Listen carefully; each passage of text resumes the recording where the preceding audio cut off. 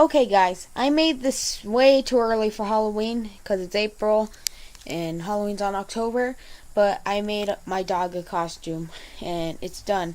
So, come here Teddy. Pancho. No, no, no, no, no, no, no, no, no. Not on my bed. Get down. Come on.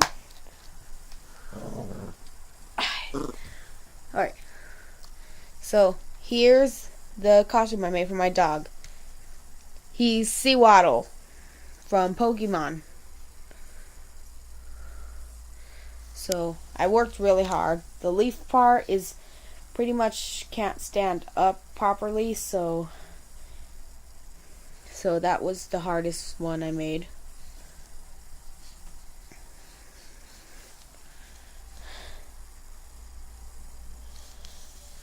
And for here I used some felt for the legs. Huncho, stop sniffing me.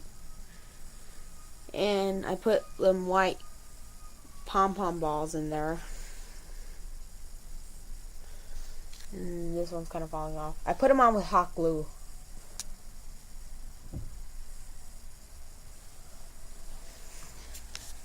I can still do some repairs, but this is the best costume I did.